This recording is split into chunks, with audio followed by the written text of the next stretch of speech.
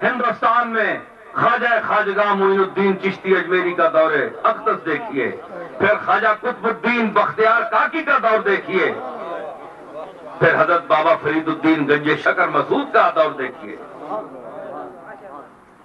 سلاسلے دوسرے سلسلے بھی ہیں، حضرت بہاؤالدین زکریا ملتانی ہیں سلسلہ سہروردیہ کے، نقشبندی حضرات ہیں، حضرت بہاؤالدین نقشبند ہیں. تو یہ سارے سلسلے جو ہیں ہمارے اکابر، انہوں نے دین پھیلایا ہے. آج کا مولوی نفرت پیدا کرتا ہے لوگوں کے دلوں میں، تفرقہ اندازی پیدا کرتا ہے، مسلمان کو مسلمان سے دور کرتا ہے، جبکہ یہ اتحاد کا دور ہے، باہمی نفرت پھیلانے کا دور نہیں ہے. ہمیں بلایا صدر پاکستان جنرل پرویز مشرف نے، علماء کو، مشائخ کو، مجھے بھی دعوت آئی. میں کوئی شوق نہیں تھا جانے کا، اور اتنا کوئی قابل فخر کوئی اتنا سلسلہ بھی نہیں ہے کہ وہاں ہم حاضری دیں، لیکن دین کے لیے، اچھی بات کہنے کے لیے، کلمہ حق کہنے کے لیے میں گیا کہ اگر وقت ملا تو میں 2-4 باتیں کروں گا. میرے لیے کوئی فخر نہیں. تو میں نے وہاں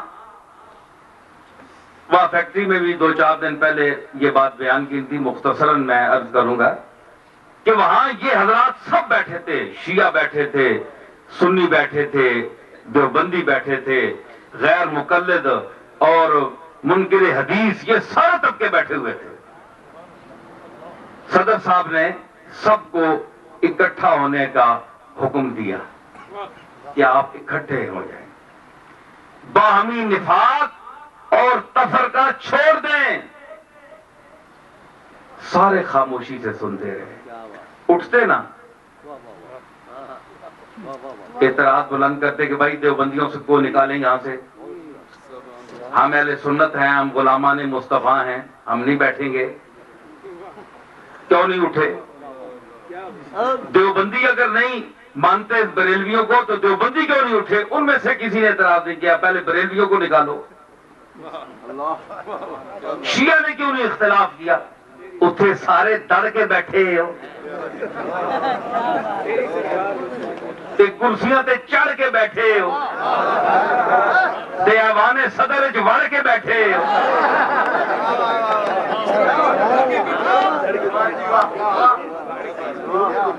ہے جی؟ تو سارے خاموش. یہ کیا بات ہے؟ وہاں گوئی کہاں گئی؟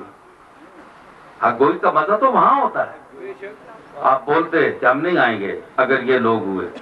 آپ کس لیے اکٹھے ہوئے؟ وہاں سارے اہل سنت بھی کہتے رہے جناب اتحاد، ہمیں اتحاد کے ہم قائل ہیں.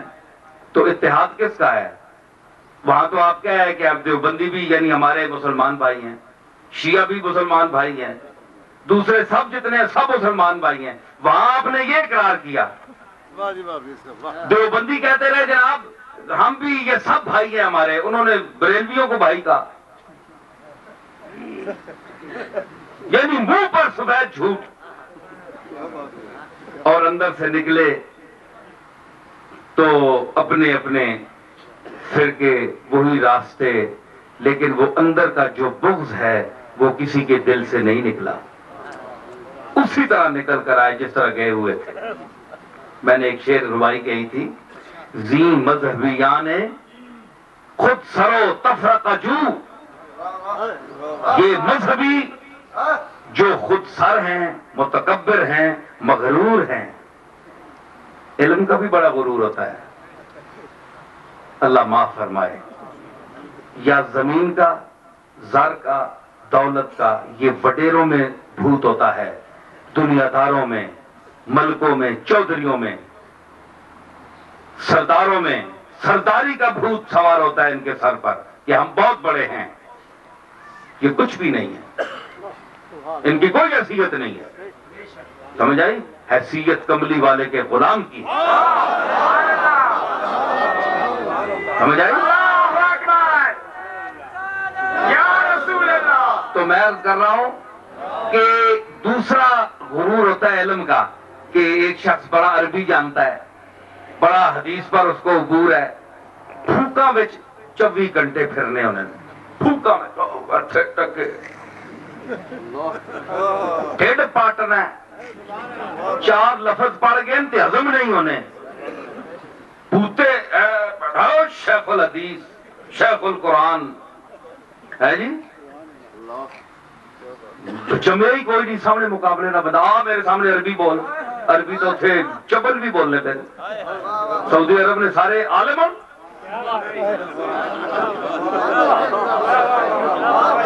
ابو لہب عربی نہیں جانتا تھا,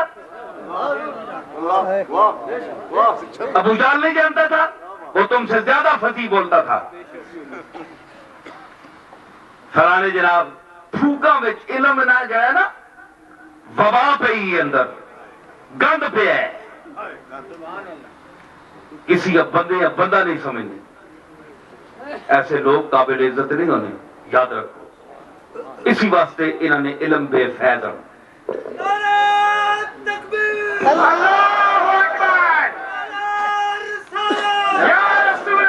علم اس لیے بے فیض ہیں کہ ان کے اندر غرور ہے, دوسروں کو حقیر سمجھتے ہیں.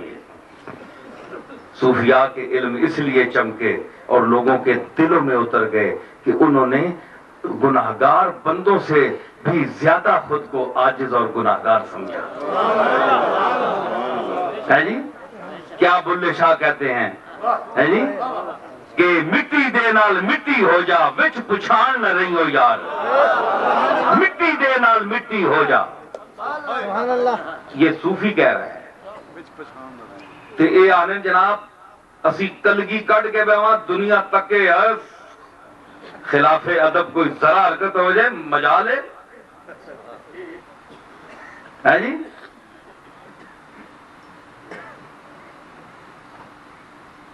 وہ سودا نہ شیر ہے کہ موڈ ہے جو نا کہ سوداب کے جو بالی پہ اٹھا شور قیامت, خود دام ادب بولے ابھی آنکھ لگی ہے.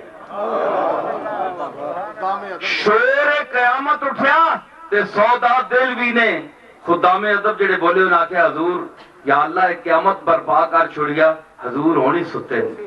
سودا دلوی ابھی آنکھ لگی ہونے لیٹے, انہوں نے مکھی نکے تے نہیں بیان دینے, مکھی کدھر منہ دلا کے دیکھو انہوں نے.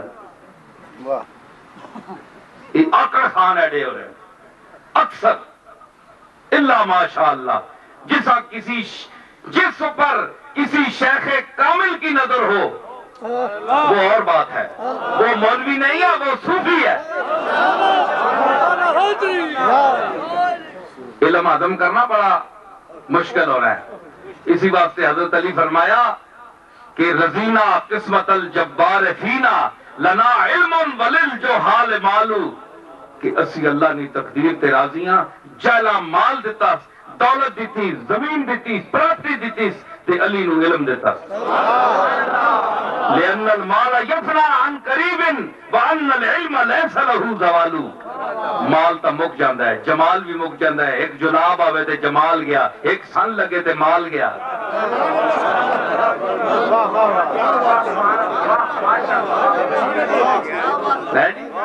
لأن المال یفنا عن قریب فنا وبن وان العلم لیس له زوال.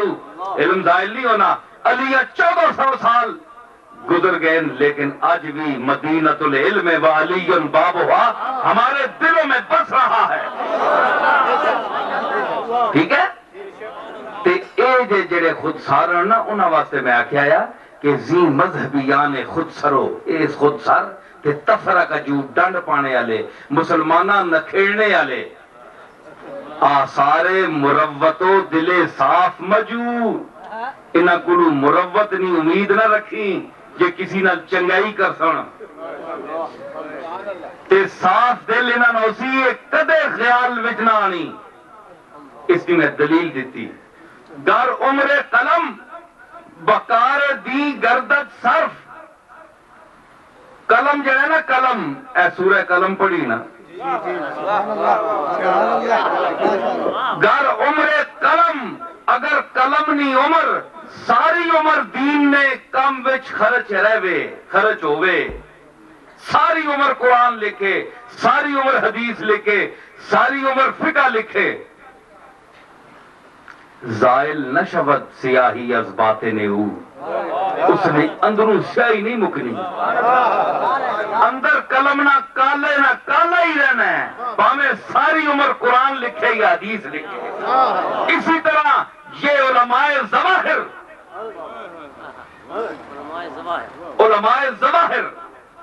اے لڑانے پڑھانے والے، جنگ پانے والے مسلمانوں وچ تفرقہ جو، اے پہ قرآن پڑھن، اے پہ شیخ الحدیث ہون، اے پہ شیخ القرآن ہون، انہوں نے دل انجی کالے جس طرح کلمہ نے اندر کالا ہے۔ یاد رکھو اے پکی گل نے، تے او جس لئے اندر جنہاں نہ روشن ہونا ہے نا، او ہور ہو رہے ہیں، او ہور طبقہ ہے۔ یہی تو خط امتیاز ہے صوفیاء میں اور علماء ظواہر میں۔ ہمیشہ انہوں نے لوگوں میں لڑائی ڈالی، فساد ڈالا۔